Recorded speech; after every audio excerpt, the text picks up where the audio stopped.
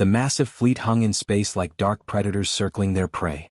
300 warships, each stretching 2 kilometers in length, waited beyond Earth's moon with silent menace. Inside the command vessel, Commander Vroctes watched the small blue planet rotating slowly on his display screen. His scaled fingers drummed against the armrest of his throne as a thin smile crossed his reptilian features. This would be conquest number 48. 47 star systems had already fallen to the Draconian Empire. Some species surrendered immediately when they saw the Armada. Others fought briefly before accepting the inevitable. None had survived resistance. Vroctes had personally overseen 14 of these conquests. Earth would be no different than the others. Send the message, he ordered. The ultimatum broadcast across every frequency Earth possessed. The primitive humans had 24 hours to surrender or face complete extermination. It was the same message the Draconians always sent. Most civilizations gave up within 12 hours. Down on Earth, sirens wailed across every continent. In Seoul, Major Hyun stared at the tactical screen in the underground command center. The numbers made his stomach turn.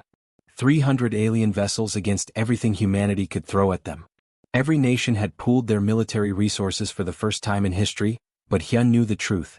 Their weapons were children's toys compared to what waited in orbit. Lieutenant Gina approached his station, her face pale but composed. Confirmed vessel count is 300, sir. Each ship is approximately 2 kilometers long. Mass readings suggest they each carry enough firepower to level a major city. Hyun nodded slowly. He had already read the reports. Earth's experimental plasma cannons might scratch their shields. The nuclear arsenal might buy them minutes.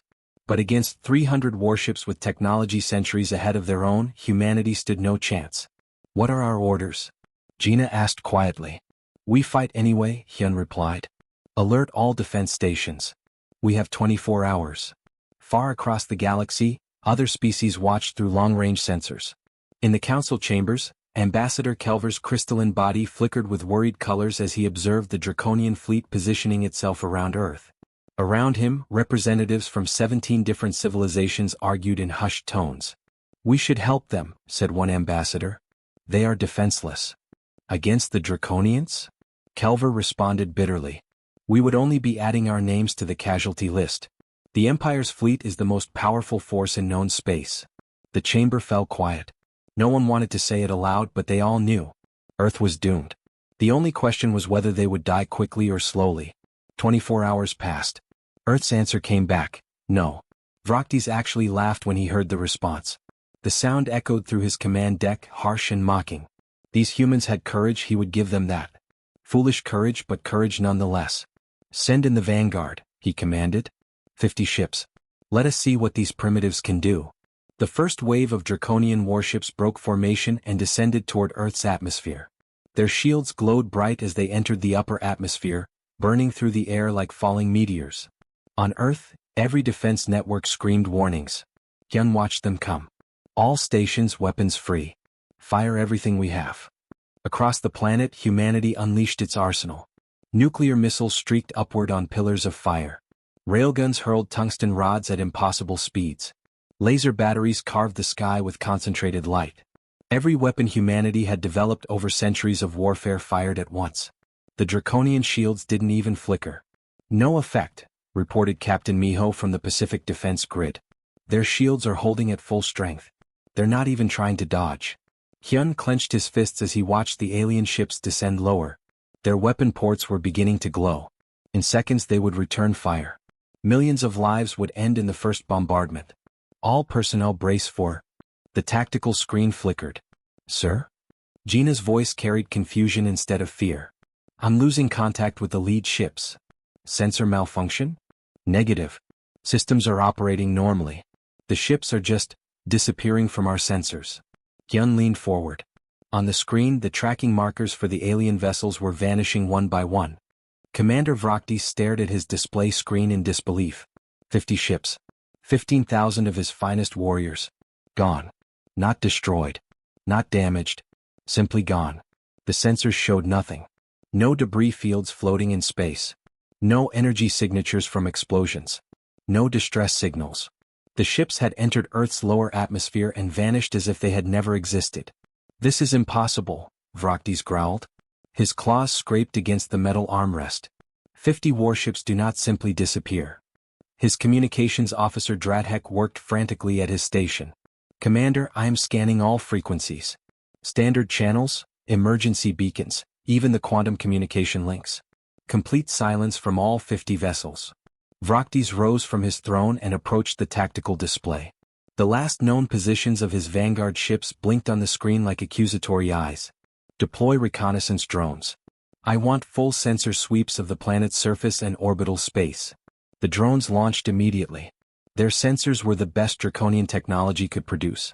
They scanned Earth's oceans, continents, and skies with perfect clarity. Every transmission came through flawlessly as they descended toward the planet. Then, one by one, as they reached about 30 kilometers above Earth's surface, they stopped transmitting. Just like the ships, Vroctis felt something he had not experienced in decades. Fear. In Seoul's command center, Major Hyun was experiencing his own confusion. Lieutenant Gina had pulled up video feeds from observation posts around the world. What Hyun saw made no sense whatsoever. The Draconian ships were still visible. Cameras tracked them drifting through Earth's skies like enormous metal ghosts. But they moved without purpose. Their tight military formations had dissolved completely. Some ships floated motionless in the air. Others spun slowly, their engines firing in random directions. Two massive cruisers over the Atlantic Ocean had collided with each other, shields somehow offline before plunging into the sea. Are our weapons doing this? Hyun asked. Lieutenant Bora from intelligence shook her head. Negative, sir. Every weapon we fired was ineffective against their shields. This is something else entirely. On one monitor, a Draconian destroyer hung motionless above Tokyo. Its weapon ports were open but silent. For exactly 17 minutes it simply floated there while millions of people watched from below. Then it tilted forward slowly, almost gently, and dove nose first into Tokyo Bay. There was barely a splash. The water seemed to swallow the massive vessel whole. This makes no tactical sense, Hyun muttered. Warships do not abandon combat positions. Crews do not leave their posts during an attack. Something happened to them. But what? Gina whispered. Across the galaxy, the same question echoed through the council chambers. Ambassador Kelver reviewed data from multiple observation stations. Every report confirmed the same impossible sequence. Draconian ships entered Earth's atmosphere fully functional. Then they began behaving erratically. Then they went silent. All within minutes. Could it be an electromagnetic pulse weapon? One delegate suggested. Kelver studied the readings carefully. No. The ship's power systems are still active. Engines still function. Life support systems show normal operation. But the ships themselves behave as if their crews have simply left. Left, said High Arbiter Zendros slowly. In sealed vessels? With no evacuation pods launched? No transporter signatures. The chamber fell into heavy silence. The implication was clear and terrifying. The Draconian crews had not left their ships. They were still inside. But something had happened to them. Something that left the vessels intact but completely inoperative. What weapon did the humans use? Someone asked quietly. On his flagship, Vroctis faced the same question. His tactical officer Shirak approached cautiously. Commander, I recommend we withdraw. We do not understand what we are facing. We should wait for reinforcements and scientific analysis teams. Vroctis whirled on him, eyes blazing. The Draconian Empire does not flee from primitives. These humans have some trick. Some hidden weapon. We will find it and crush them. But Commander, we have lost 50 ships without understanding how. Silence. Vroctis' roar made every officer on the bridge flinch.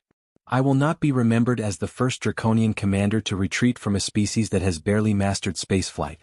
We attack with everything. Overwhelming force. Whatever technology they possess cannot withstand our entire armada. Shirak bowed his head, though doubt clouded his eyes. As you command. Vroctis activated the fleet-wide communication channel. His voice boomed across 250 remaining warships. All vessels, this is Commander Vroctis. The humans have deployed some cowardly weapon against our vanguard. We will show them the price of defiance. All ships, full assault formation. We descend together. We destroy their cities. We claim this world for the Empire. Across the Armada, acknowledgements flooded back. 250 warships began moving into attack formation. In Seoul, Lieutenant Gina's screen lit up with warning signals. Major. The entire fleet is descending. All of them. Hyun watched as the tactical display filled with incoming contacts. 250 warships entering Earth's atmosphere from multiple vectors. More firepower than humanity had ever faced was falling toward them like judgment from the stars.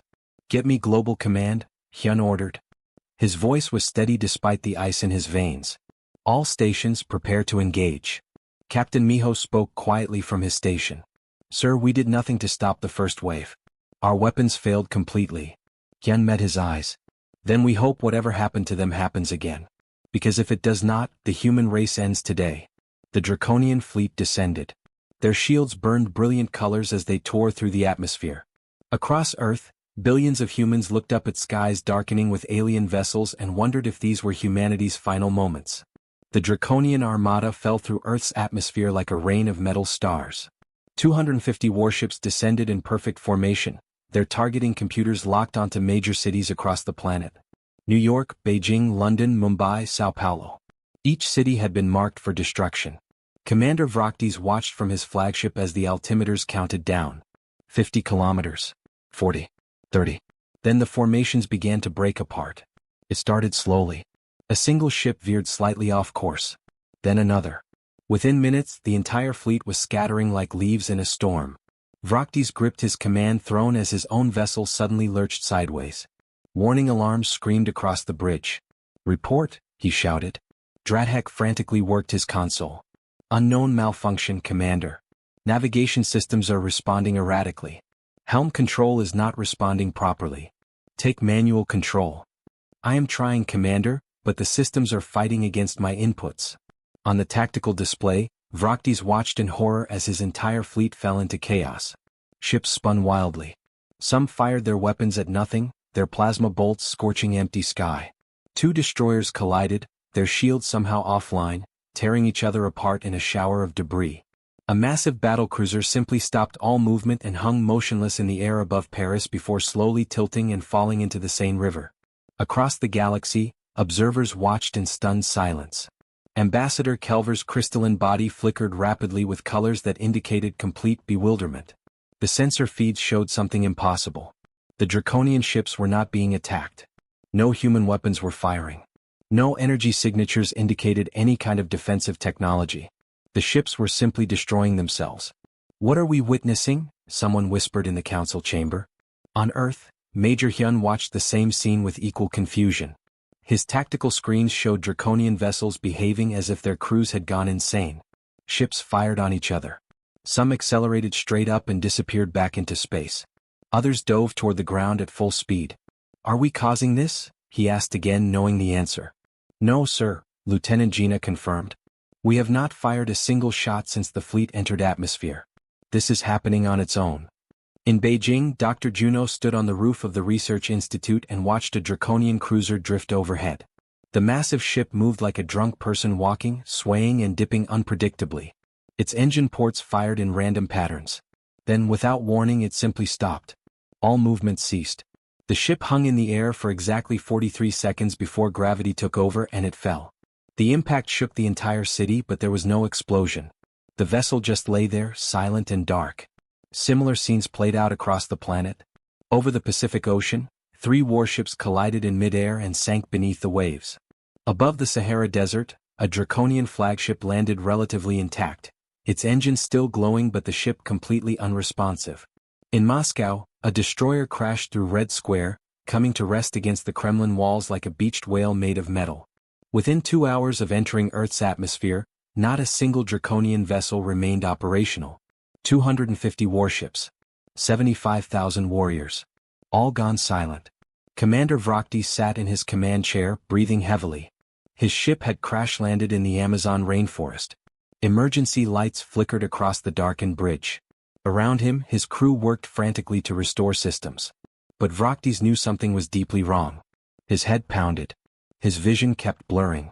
He could hear voices that were not there. Whispers. Screams. Laughter. Millions of voices all talking at once. "Commander?" Drathek's voice sounded distant, distorted. "Commander, are you well?" Vroktes tried to respond but could not form words. The voices in his head grew louder. He saw images that made no sense. Memories that were not his own. Emotions he had never felt. Fear, joy, love, hate. All at once. All overwhelming. He tried to stand but his legs would not obey. The last thing he saw before darkness took him was Drathek collapsing beside him, clawing at his own head. Across Earth, recovery teams cautiously approached the downed vessels. Military units surrounded the ships with weapons ready. Scientists prepared detection equipment. Medical teams stood by for potential survivors. The first team to enter a Draconian ship was led by Captain Miho in Seoul. His squad breached the airlock of a destroyer that had landed in the Han River. The ship's interior was intact. Lights still functioned. Computer systems still hummed with power. Life support showed normal atmospheric conditions. But the ship was empty. Not abandoned. The airlocks were sealed from the inside. No escape pods had launched. Security logs showed no evacuation orders. The crew had not left. They simply were not there anymore. Search every compartment, Miho ordered. His voice echoed through the empty corridors. They found the same thing in every section. Personal items still in quarters. Weapons still in their racks. Food still warm in the galley. But no crew. 75,000 Draconian warriors had vanished as if they had never existed. Reports came in from recovery teams worldwide. Every ship showed the same pattern. Intact vessels. Sealed doors. No signs of struggle or evacuation. But completely empty of any living beings. In the council chambers, the galactic community watched the reports with growing dread. Ambassador Kelver spoke the question that everyone was thinking. If the Draconians are not dead and they did not evacuate, where are they? High Arbiter Zendros made the decision that would change galactic politics forever. Declare Earth a Class X anomaly territory. No species is permitted to approach within 5 light years. Whatever happened to the Draconians, we cannot allow it to spread. The quarantine took effect immediately. Across the galaxy, a new fear took root. The humans had destroyed the most powerful military fleet in known space without firing a weapon. 75,000 warriors had simply vanished. And the terrifying part was that humanity claimed they had done nothing. If the humans did not know what they had done, they could not control it. And if they could not control it, nowhere in the galaxy was safe. 6 months had passed since the Draconian fleet vanished. Earth remained under strict quarantine. No ships approached. No communication came through except one automated probe that transmitted a single question in every known language. What weapon did you use? Major Hyun, now promoted to colonel, stood in the United Nations Assembly as he delivered humanity's answer. We do not know. Those 4 words terrified the galaxy more than any threat could have. If humans did not understand their own weapon, they could not control it. The quarantine became even stricter. Some species began discussing whether humanity should be eliminated entirely before they developed faster-than-light travel. On Earth, research teams had spent months studying the abandoned Draconian ships. Dr. Suki led the primary investigation team working on a destroyer outside Seoul. She had examined every system, every computer log, every piece of data the ship contained. What she found made no sense. They are still here, she told her team during a briefing. Her colleague Dr. Juno looked confused. What do you mean? The ships are empty. Suki pulled up data on the holographic display. Look at the ship's internal sensors. Life signs are present. 73 Draconian crew members according to these readings. But when we search the ship, we find no one. The sensors say they are here. Our eyes say they are not. Both cannot be true, yet both are. Sensor malfunction? Suggested another researcher. No. I have checked and rechecked. The sensors function perfectly. The Draconians exist in some kind of state where they are simultaneously present and absent. Like quantum particles before observation. The team fell silent. This was beyond anything they understood. Meanwhile, Dr. Inha, a psychiatrist working with human soldiers who had witnessed the vanishing, noticed something strange. She had been treating Lieutenant Bora for anxiety following the events. During their sessions, Bora kept describing what she had seen through the observation cameras. The Draconian soldiers visible through ship windows during the descent, clawing at their own heads, screaming silently. They looked terrified, Bora said. Not of us. Of something else. Something we could not see. Inha began reviewing the Draconian ship logs that had been translated. The last coherent transmissions all mentioned the same things. Overwhelming fear. Voices where there should be none. Visions of impossible things. Paranoia. Hallucinations. She brought her findings to Dr. Suki. Together they cross-referenced the timeline. The Draconian ships began experiencing problems the moment they entered Earth's lower atmosphere. Not from weapons. Not from any human technology. Just from being near Earth itself. What is different about Earth's atmosphere? Inha asked. Suki pulled up readings. Nothing unusual. Standard nitrogen-oxygen mix. Normal electromagnetic spectrum. Radio waves, television broadcasts, internet signals. Just the normal background noise of human civilization. They stared at each other as understanding dawned. Background noise, Inha whispered. 8 billion humans. All thinking. All feeling. All broadcasting emotions and thoughts through electromagnetic patterns in our brains. Suki began pulling up comparative data on draconian neural structures. Their brains are more advanced than ours. More complex neural networks. Designed for processing massive amounts of tactical information simultaneously. That is how they coordinate their fleets so effectively. But what if that same complexity made them vulnerable?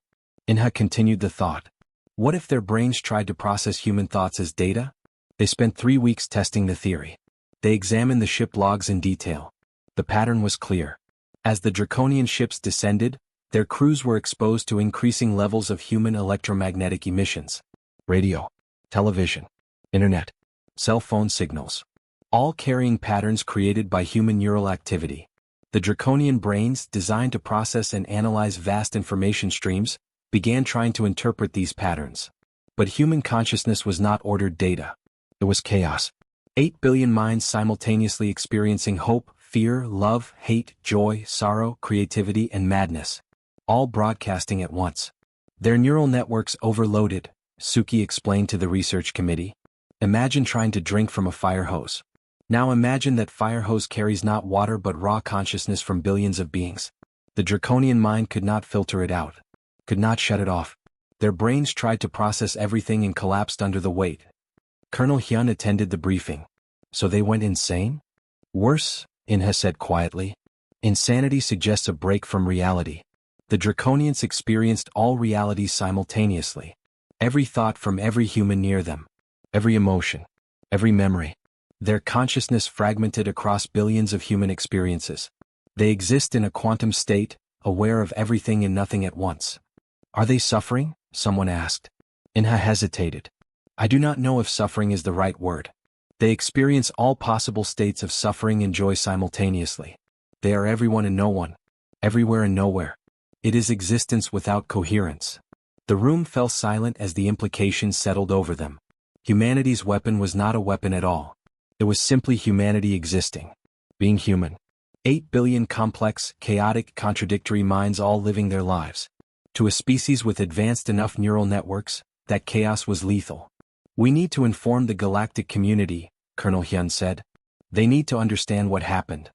Will they believe us? Dr. Juno asked. Will they accept that we did this accidentally? Suki looked at the data one more time. 75,000 draconian warriors trapped in an eternal moment, experiencing infinite consciousness, unable to distinguish themselves from the thoughts of billions. Forever aware. Forever lost. They must believe us, she said. Because if they do not, they will fear us forever. And fear makes people dangerous. 1 year after the vanishing, Earth remained in quarantine. But humanity had not stopped advancing. In orbit around Mars, the first human faster-than-light vessel neared completion. The Pioneer would be ready for testing within months. Ready or not, humanity would soon reach the stars. The galactic community knew this. In the council chambers, arguments had grown heated over the past months. Ambassador Kelver stood before the assembly, his crystalline form flickering with frustrated colors. We cannot keep them contained forever, he said. Within 1 year, perhaps 2, they will have ships capable of reaching our worlds. We must decide now how to handle this. The chamber split into 2 groups. The first, led by Representative Thalrose, wanted the quarantine maintained by force. They are too dangerous, Thalrose argued. A species that can destroy an entire fleet without knowing how. Without even trying? We must contain them or eliminate them before they spread. The second group, smaller but growing, believed isolation would only breed fear and aggression. If we treat them as enemies, Kelver countered, they will become enemies. Better to make contact now, teach them to control what they are, help them understand their effect on other species. The debate raged for weeks. Until Captain Minjae made the decision for them. Minjae commanded Earth's deep space monitoring station beyond Pluto. When the Pioneer completed its shakedown cruise ahead of schedule, he made a choice that would change everything.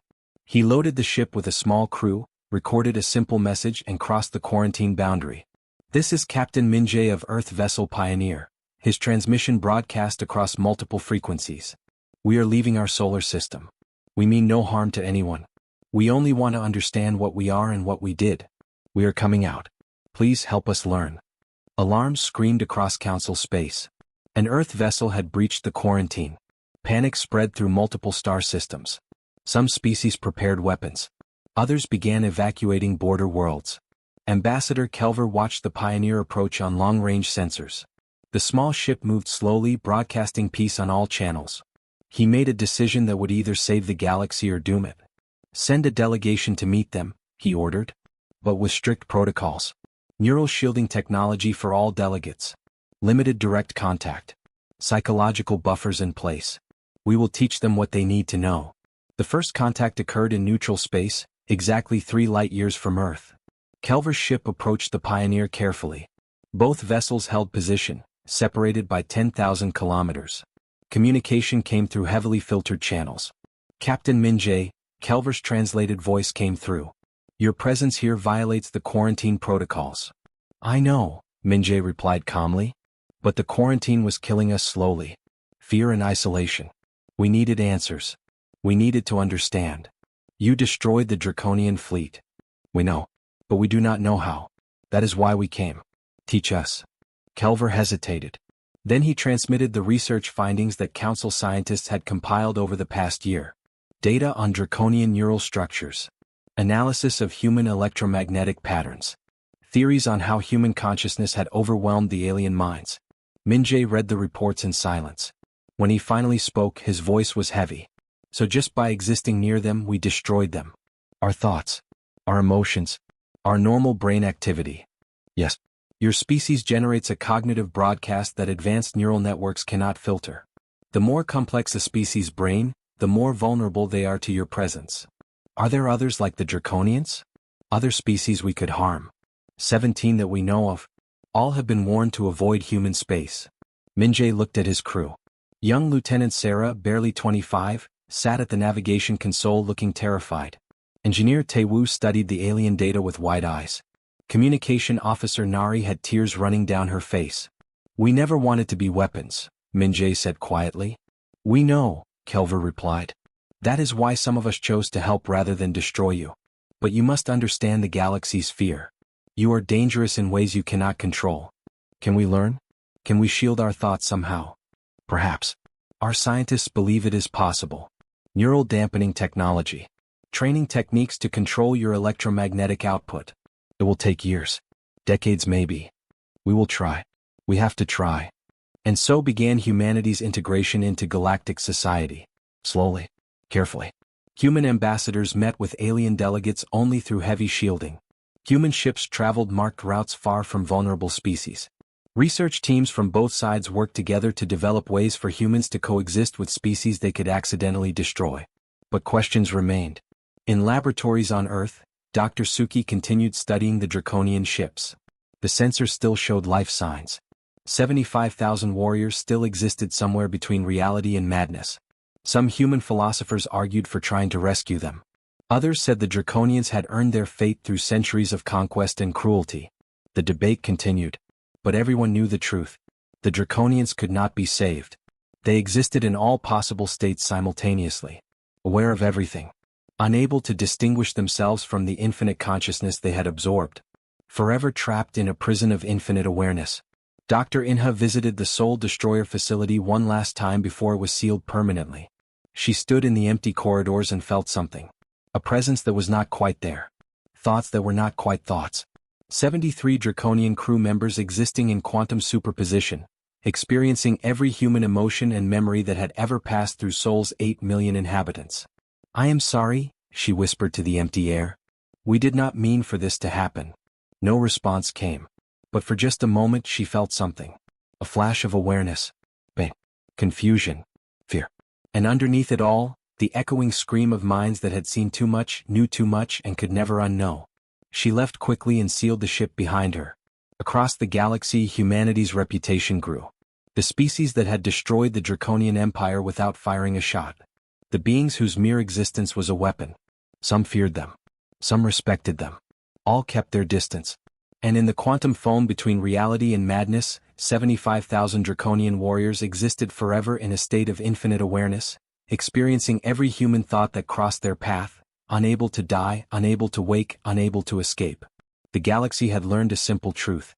Humanity's greatest weapon was never technology or tactics. It was being irreducibly, incomprehensibly, dangerously human. And nothing in the universe could protect against that. The end.